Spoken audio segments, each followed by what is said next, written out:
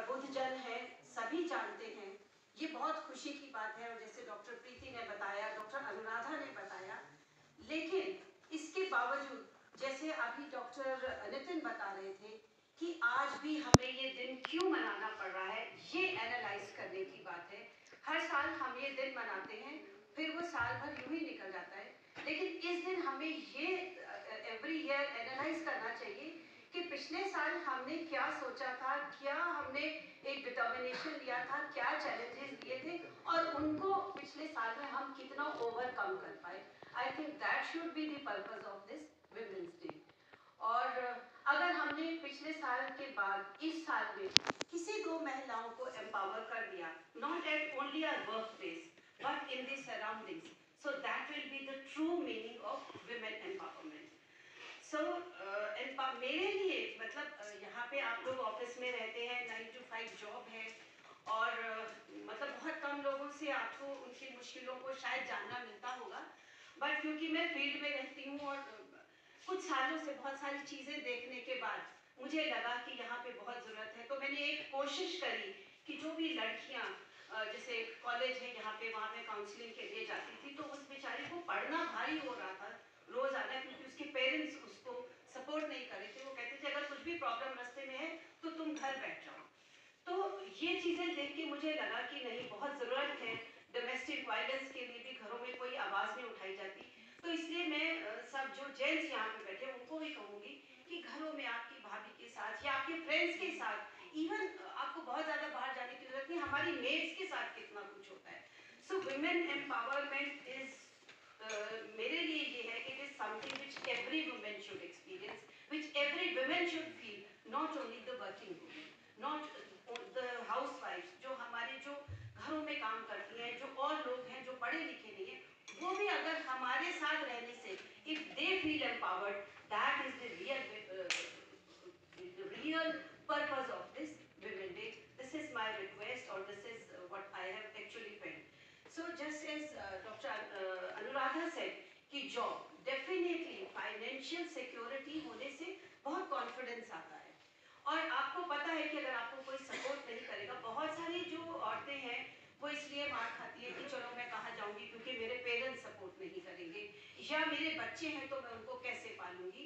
लेकिन जो मैंने आपको बात करी मेड्स की या एक लोअर लेवल पे, वो लेडीज काम भी करती हैं और मार भी खाती हैं, क्योंकि उनके हस्बैंड उनको एक शक की नजर से देखते हैं कि तुम पैसा कहाँ, क्योंकि उनको अपना डोमिनेशन दिखाना होता है कि तुम क्यों, तुम मेरे से आगे कैसे निकल रही हो। या after the job if you are getting this kind of experience in the house कि तुम्हें पैसे का घमंड हो गया, so it is not only getting the job, rather it is about making life more fair for women everywhere in the society.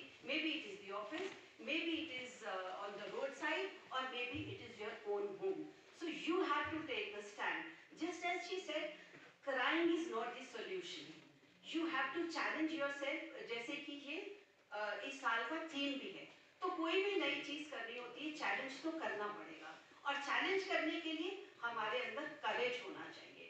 Courage education से भी आता है, हमारे पेरेंट्स के सपोर्ट से भी आता है, हमारे फ्रेंड्स के सपोर्ट से भी आता है, हमारे कलीग्स के सपोर्ट से भी आता है। सो अभी we have to see how can we bring that change in the society. How can I be that change, to be that example for the people surrounding me? So this is the thing to be analyzed. अभी सब लोग यहाँ पे बहुत empowered है, लेकिन अभी हमारी ड्यूटी आज ज्यादा और ये बन जाती है कि यहाँ से ये जितने चंद लोग हैं, ये मेरे ख्याल से सैकड़ों हजारों महिलाओं को एम्पावर करेंगे। और right education is like financial independence के लिए नहीं खाली, education is to give to let them know about their rights as well as their duties also, so that ki conflicts na ho. When you know only about the rights, then there are conflicts. So as well as it is, we should know our duties as well.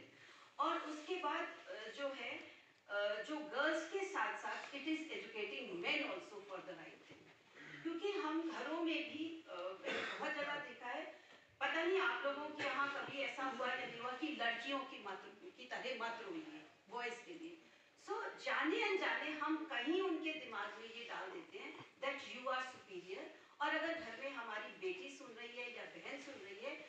हम उनके मन में एक ये चीज डाल देते हैं कि आप कमजोर हो, इसलिए जो रोता है वो कमजोर होता है। रोना कमजोरी की निशानी नहीं है, बट रोना सॉल्यूशन भी नहीं है। This is what I really want to add on doctor Anuradha. So please है ना। तो अभी मेरी एक डॉक्टर से भी बात हो रही थी, साइकोलॉजिस्ट है, उन्होंने कहा देखिए रोना is very natural phenomena, but उसके बाद से determine that I will be the strong and I will face this challenge and I will overcome it and show it to everyone that I am not weak. So I have to become that change. If I change, I become that example, then I will create, I will make many more other people follow me. That is my जो मेरा एक experience है कि अगर हम इस तरह करेंगे तो शायद अगले साल हम एनालाइज करेंगे कि हमने बहुत कुछ अचीव किया है, and that would be rather than awareness, it would be more of celebration next year. So in the end, I would like to say, नारी दिवस बस एक दिवस क्यों, नारी के नाम मनाना है, हर दिन हर पल नारी उत्तम मानो, ये एक नया जमाना है। और इसके साथ एक छोटी सी चीज जो मैंने अपने एक्सपीरियंस से सीखी है कि to empower every woman, see first of all one has to respect oneself. हम लोग अपनी हेल्थ के लिए भी जो है वो केयरलेस हो जाते हैं। हम लोग अपने जो औरतें हैं घर पे, वो अपने बच्चों का, अपने पति का, सबका ध्यान रखेंगी, लेकिन जब अपना खाने का टाइम आता है तो लगता है कि चलो जो है वो खा लेते हैं, या जो इन्होंने अभी खाना होगा उसके बाद में खा लूंगी। सो ये चीज भी अगर हम अपने लाइफ में देखें तो health is very very important. So there are few points which I really want to share, that empowering is something for which what we should do is, first of all we should take care of our health, exercise more, keep ourselves mentally and physically fit, then stand up for yourself and say no to people, try something new, and then always take the challenges, be bold। और उसके बाद आपको हमेशा एक जो है कभी ये नहीं सोचना है कि भाई अगर मैंने ऐसा किया तो लोग क्या कहेंगे। उस चीज को, बहुत सारी जो हमारी प्रॉब्लम्स है वो इस चीज से आ जाती हैं कि लोग क्या कहेंगे। व्हेन यू आर राइट तो आपको बिल्कुल भी किसी से डरने की जरूरत नहीं है। इन छोटे छोटे फॉर्मूलाज को अगर हम अपनाएंगे तो वी विल